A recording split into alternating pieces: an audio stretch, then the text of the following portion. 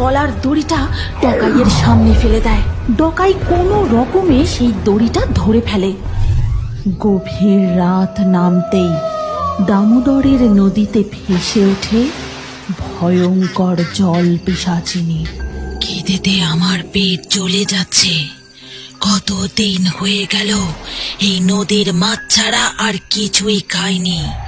সেই কবে একবার রক্ত মাংসের স্বাদ পেয়েছিলাম, কিন্তু এখন আমার ভয়ে এই নদীতে কেউ আর স্নান করতে আসে না। তবে আর একবার যদি সুযোগ পাই, তখন এই গ্রামের কেউ আমার হাত থেকে রেহাই পাবে না, কেউ না। তারপর সে গর্জন করতে করতে নদীর নিচে চলে যায়। পরের দিন সকালে কাঠ ফাটা রোদে জমিতে কাজ করছিল রতন আর সমীর। সমীর, চল না আমরা গিয়ে দামোদরের নদী থেকে একটু জল খেয়ে আসি। তৃষ্ণায় আমার গলাটা একেবারে ফেটে যাচ্ছে। ওরে বাবা, ওই দামোদরের নদী? খবরদার না। কত বছরের ঘটনাগুলো কি তুই ভুলে গেছিস?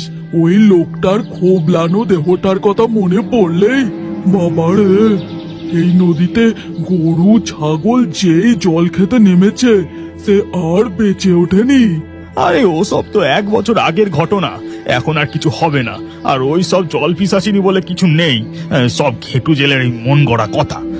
বেটা একা এসে এই নদী থেকে মাছ চুরি করবে বলে এমন মন গড়া গল্প বেঁধেছে। হ্যাঁ, সমীরের হাজার বারণ সত্ত্বেও রতন গিয়ে দামোদরের নদীতে নেমে চোখে মুখে ভালো করে জল দিয়ে মন ভরে জল খায়। শান্তি। ভাই সমীর, তুইও আয়, দুজনে স্নান করে বাড়ি ফিরবো। নদীর ঠান্ডা জলে স্নান করলে মন একেবারে জুড়িয়ে যায়। আয় আয় আয়। ঠিক তখনই তার সামনে নদীর জল প্রবল বেগে ঘুরতে থাকে।